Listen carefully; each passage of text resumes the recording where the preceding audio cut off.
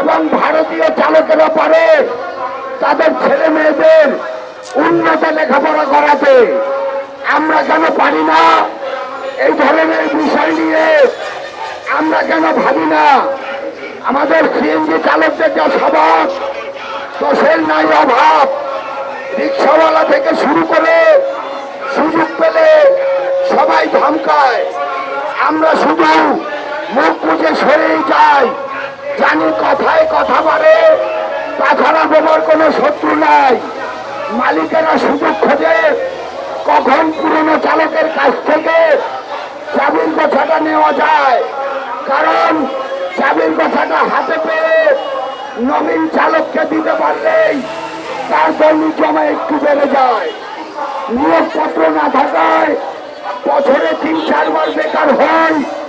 CNG চালক হওয়ায় ছেলে মেয়েদের লেখাপড়া চালানো এবং মাস শেষে ঘর ভাড়াটাও একসাথে দেওয়া যায়। তাই আজকের অন্তর্বর্তীকালীন সরকারের কাছে আমাদের আকুল আবেদন, ২০১৫ সালে অনৈতিকভাবে অন্যায্যভাবে মালিকদের পক্ষে ৯০০ টাকা জমা করা হয়েছে, আর আমাদের যাত্রী কমে গেছে, বিভিন্ন অ্যাপসের গাড়ি নেমেছে।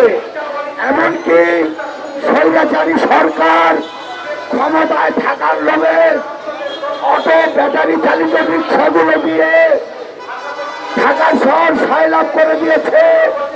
যান্ত্রিক যানগুলো গতি কমে গেছে, তার মানে দেশেরও গতি কমে গেছে।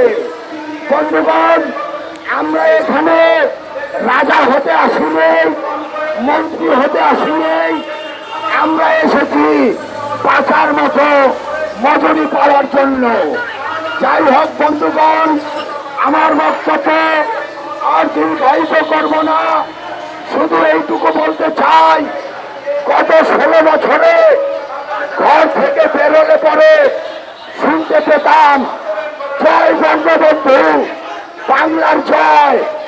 আর আমরা সিএনজি চালকেরা চতুর্পাশে চেয়ে দেখি দরিদ্র মানুষেরা প্রতি মুহূর্তে পুষ্টিহীনতায় হচ্ছে ক্ষয়।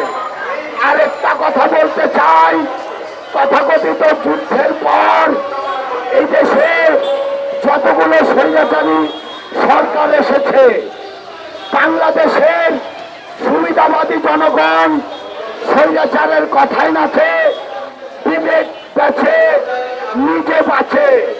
কেউ বা বাঁচে লন্ডনে গিয়ে, কেউ বা বাঁচে হেলিকপ্টার করে ভারতে গিয়ে, কেউ বা বাঁচে বোরকা পরে, কেউ বা বাঁচে দাড়ি কেটে, কেউ বা বাঁচে জঙ্গলে গিয়ে কলা পাতায় ঘুমিয়ে।